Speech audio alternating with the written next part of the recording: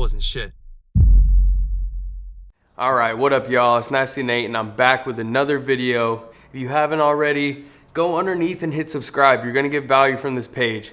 If you like motorcycles, if you like motivation, self-development, I got it all here, one stop. But today, this is just gonna be a quick video. A couple weeks ago, I did a video on how to become a better stunt rider just using your phone. And today I'm gonna do just that again. I'm gonna be going over some clips of me jumping to high chair. I haven't done that trick in 2 years. I gotta be honest, I haven't done it in 2 years. It was one of those things where, to me, it was like the holy grail of when I started. My absolute ultimate goal was to be able to jump to high chair on the highway and then rock it back, pulling the clutch, rev limiter. That was like, as soon as I started like learning what tricks were and the difficulty of tricks and how were they performed and who was actually doing them, or even in fact who wasn't doing them, like who wasn't jumping a high chair and grabbing the clutch and doing a coaster, and pretty much everybody at that point. I hadn't seen it done on the highway with the coaster in there. When I first did it 4 years ago, it wasn't really something that I actually locked in. I did it, I let it go for a couple months. I would do it every once in a while. It was kind of like those things where it was like, it was almost too good to be true. Like I landed it and then I was like, man, do I keep doing this? Or, you know, there's so much to lose doing that, going so fast, because, you know, everybody that watches this channel probably knows I'm not big into circles. It's gonna be something I'm working on here soon.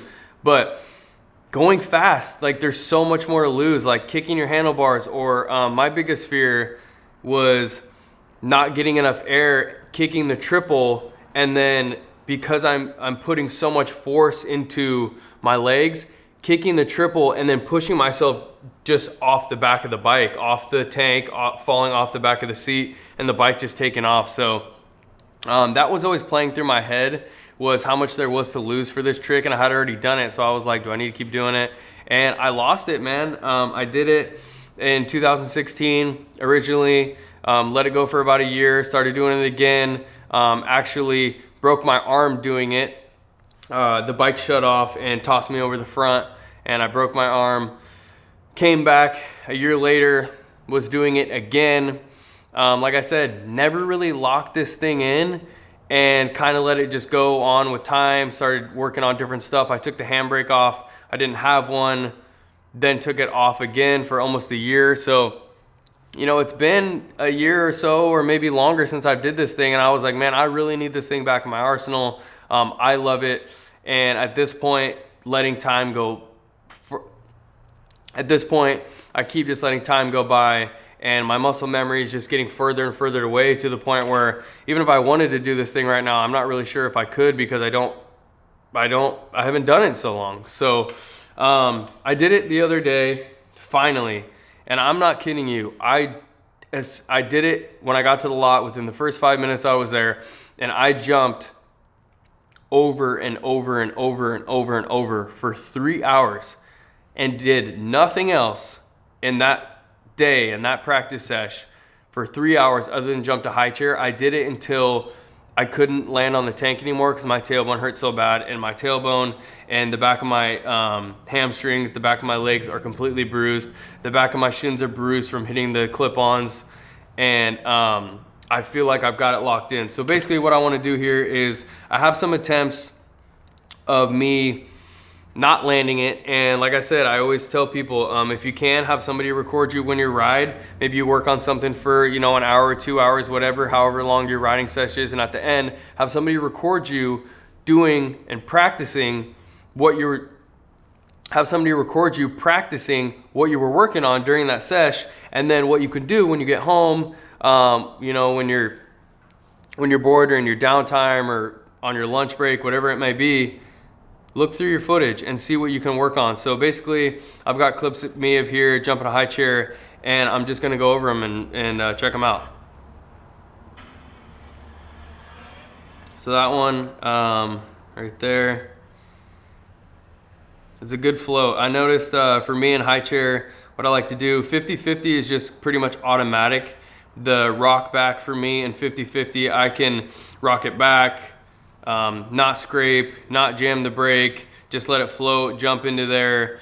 I can scrape, I can do it right after the clutch up, but for some reason the high chair just takes so much effort. I feel like I have to load up to jump so much that the float of the bike has to be perfect. I prefer not to scrape because I feel like it takes away from the time that the bike needs to float. So if I rock it back really slow and then I let it scrape, I'm okay with that. But what I would rather have happen, like in the video that I'm watching right now, I let it rock back, I let it sit there for a second, like that, and then boom. It looks like I clipped the clip on and set it down. So this next one, that was perfect, that jump. So like I said, rocked it back, floated it for a second, bent the knee, loaded up, boom, right through, didn't touch, probably just jammed the brake a little bit too much.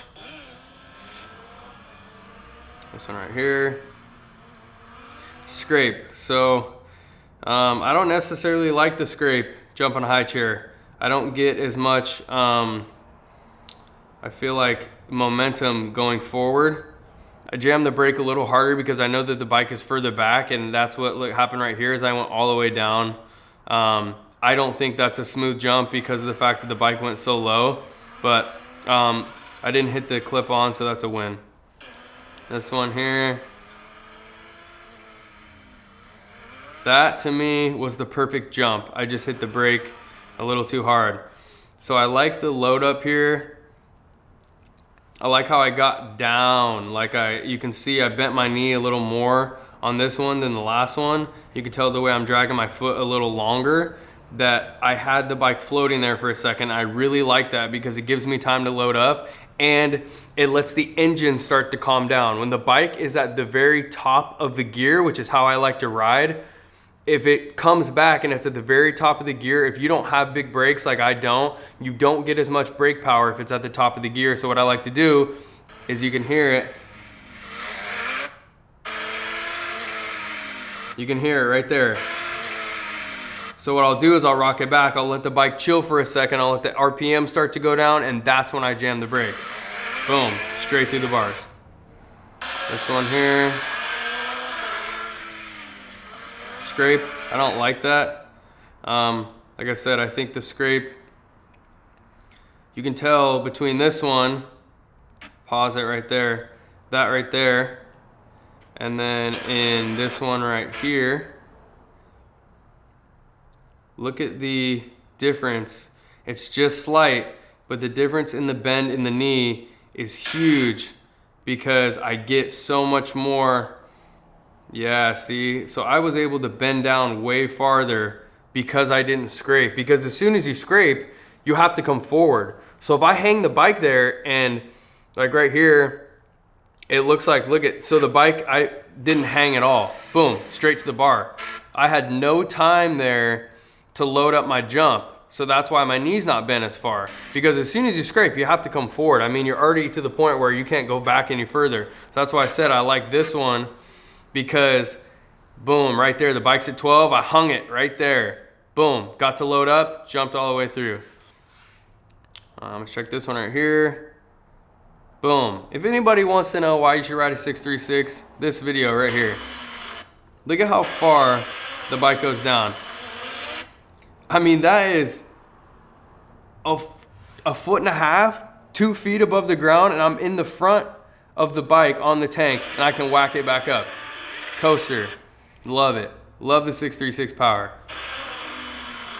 So that right there, I didn't hang it long enough. And what I mean by hang it is let the bike come back, let it chill for a second, and let the RPMs come down. So that was too quick of a rock back. I was forcing it. Because of that, I didn't get high enough. I kicked the clip on, but I was still able to get it through. So this trick takes full commitment. If I'm kicking the clip on and I'm still making it through, I'm only doing that because I'm coming through with authority, with power, with confidence.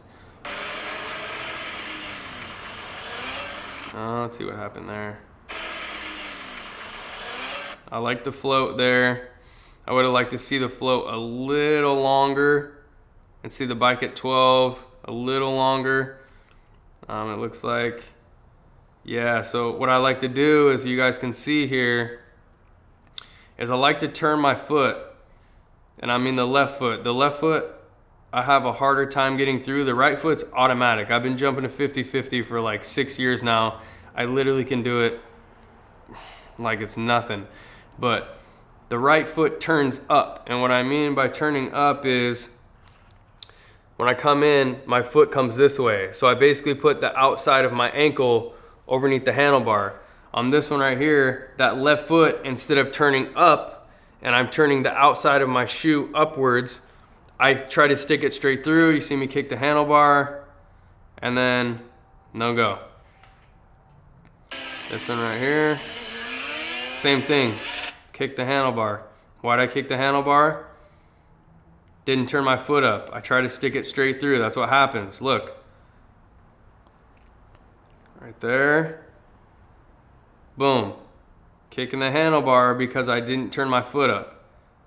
Just like that. So my heel in the bottom of my shoe should not be parallel and even with the handlebar. I should be putting that Nike sign right there that you guys see up over the clip-on. But regardless, with commitment, still made it. Limiter. This one, that one was clean, okay? Let it hang, load it up a little bit, but too much brake. So that was no, so now look at, what I know for next time is what's consistent in these videos is I'm not turning my left foot up, and I need to be. Because when I get fairings on there, and I have done it full fairing, I have to turn that foot or it's not gonna go over. But what's happening is because there is no fairings, I'm not forced to turn the foot. So my body's responding with, I know you're gonna make it over without turning your foot because there's no fairings on there, so I don't have to do it. That's why I like to have them on there, because then it forces me to jump higher, then to get my form correct. Boom, so still too much brake on that one, dropped it too low. Still was able to bring it back up.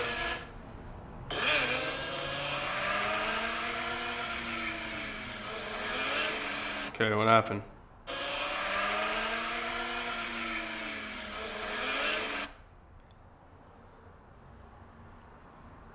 Good float, hung it, I like that. Kick the clip on, too much brake. So like I said, in all these videos, I'm consistently kicking the clip on. That means I need to turn my foot. That's something that I pulled out of here. That was my cleanest one all day, right there. You can hear the bike, and this is one thing I really want to emphasize with jumping a high chair, is this. You can hear the bike. It's at the top of the RPMs, and then it calms down once I float it. And then I'm able to get that power when I jam the brake, that when I go like this and I bring it back, it's not all the way down to mousetrap, right? It's a controlled mousetrap. So because the bike's floating, because the engine is, I want to call it loose, I can get back here and I can go boom, and I can just rock it forward really quick and be right back on the gas. So that was my cleanest one, but let's see if I turn my foot or not.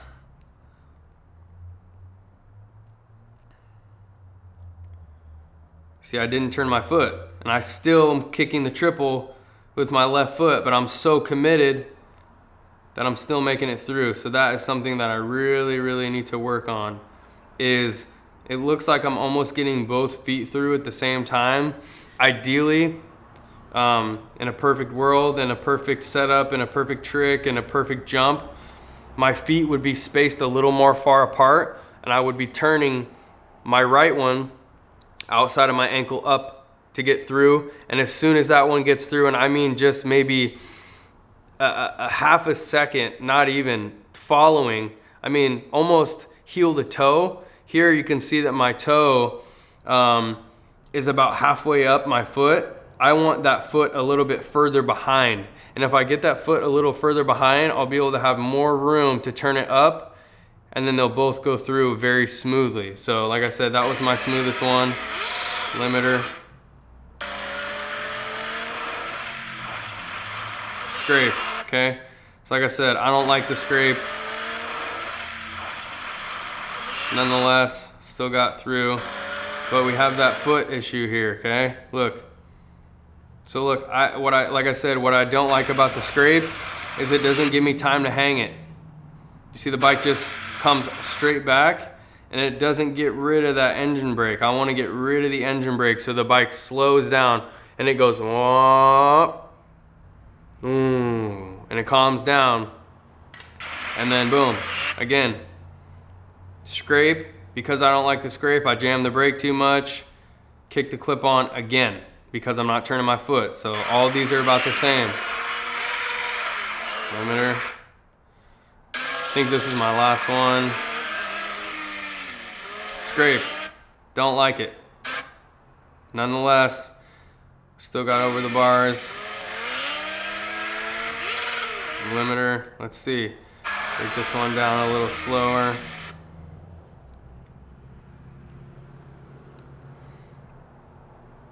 Not enough time. I went straight. So what I like to do is I like to rock it back. And as soon as I hit 12, I like to bend down and load up. But because I didn't get to, because I scraped, not enough load up time. And as soon as I hit the bar, I know that I have to jump. So that I wasn't even prepared for, which is why my form isn't as good. But like I said, nonetheless, still made it through, but we kicked the triple again. So what does that mean? Look, feet are following too close and they're not positioned correctly. But like I said, we still made it through. Limiter. So let's go back and find that good one here.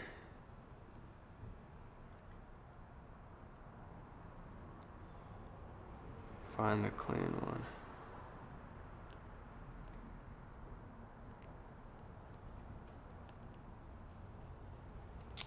Here it is. Okay, so this is the cleanest one I have, and I want to break this one down again so you guys can see if you're trying to jump to high chair. This is something I can show you guys to kind of help you out. So I love listening to the sound. That's why I don't listen to music, because I can hear what the bike's doing, and I can tell you exactly when you need to hit the brake and exactly when you need to jump. So like I said, I'm going to do this one in slow-mo real quick because I like the way it's set up. Boom, so the bike's at 12, and after the bike's at 12, I have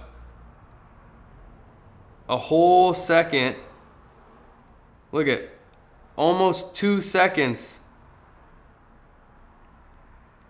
We get here, bike's at 12, boom, 1. About a second and a half to load up. You see those other ones that I showed you where I scrape?